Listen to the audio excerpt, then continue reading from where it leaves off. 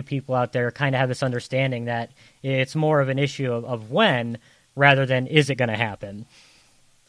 Oh yeah, completely. We're way past the day and age where we can go, well, it's not going to happen to me. No, you have to plan. You're right. You have to plan when this happens, not if this happens. Absolutely. And, so you've been doing this for a while and all the different exposure and everything. How do people find out about what you're doing? How do they get involved? How do they seek out training? Then they can contact us at our office. They can jump on our website. It's called Spada Training Services. And they've had us on news, and I've had a fun interview the other week with Telemundo, and I speak no Spanish, so that was fun. Oh, nice. Yeah. But, so we're out there. They can definitely reach out. It's number over here is 210-562-3600. And just call and ask for Ryan, and I'll get you hooked up. Fantastic. Now, do you only do training in Texas, or do you guys travel around? Oh, no, I go all over the place. Okay. I'll be in a little bit training some police forces outside of the country as well. Oh, nice. So, yeah, we still operate overseas, and then we are here all over across the United States. And that's another question I have, and I'm glad you brought that up because I completely forgot. Training in other countries. Is their approach to this, whether it's law enforcement or civilian, is their approach to these incidents different than what we do? Because I know, from the military, we see it's always different between the countries. How is it different from there to here? I'll tell you what, it used to be a whole lot, especially between here and Europe. That has the past, I'll say, year and a half, that has really changed. As well as with Australia, because Australia banned all guns and did this big thing. But now, and their law enforcement was kind of the same too. That nothing's going to happen. There's no guns. But now they're starting a nationwide active shooter program that mirrors ours. They come to the conference here. They do everything. So yeah, you're seeing a lot of countries start mirroring what we're doing here in the United States. That's what I was going to ask. Are they ahead of us, behind us? And from what it sounds like, they're trying to catch up at this point, right? Yeah, they are. They are completely, because for a long time it was a whole bunch of denial, especially throughout Europe. But now it's like, oh crap, they're here, and this is going to be happening more and more. Because if you look at the frequency of attacks in Europe the past few years, it's nuts. So they're kind of opening their eyes now. It's interesting, about the only place that's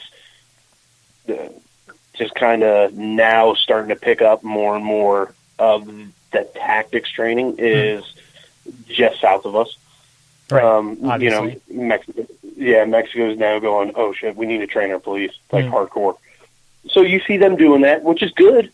But yeah, they should have thought about it earlier. But oh well, they're doing it now, so that's the right steps. Well, that is, it's better late than never, I guess. I know you're really busy, and I really appreciate you spending some time with us. Just two more quick little questions here. For my parents out there, I have two young kids myself.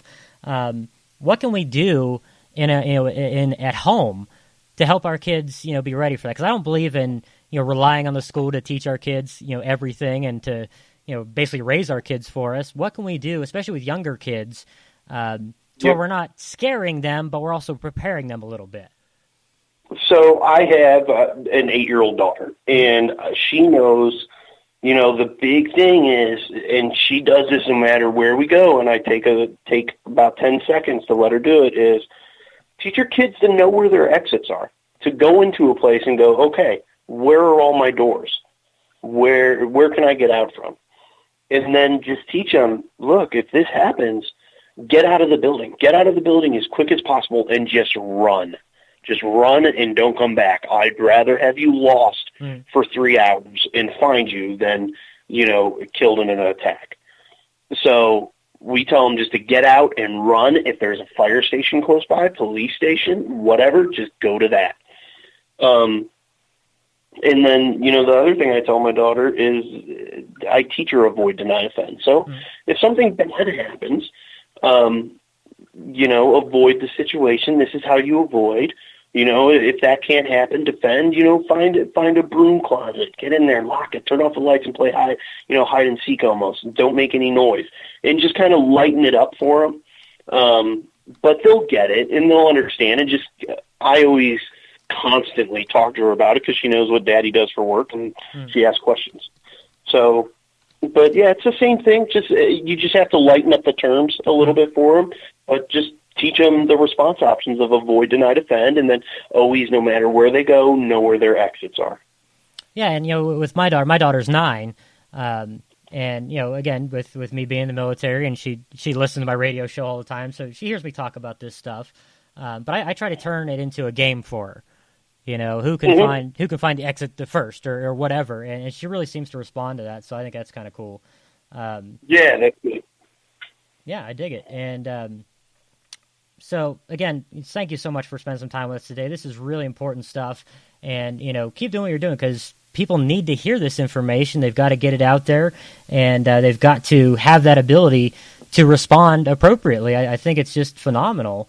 Do you have anything, some general advice imparting that you'd like to leave with everyone? Yeah, just, always be aware of your surroundings. Always be aware of your surroundings. A lot of times there's signals before these things happen. In the days of YouTube and camera phones, don't stay around and videotape and wait for something to escalate. Just respond right away. But just always be aware. You're basically saying it's the same sort of thing we saw, with the insurgents in Iraq, and that, they're, if everything's way quieter than it normally is, or if, like I said, somebody's filming it and they really shouldn't be, those are things you should watch for, right?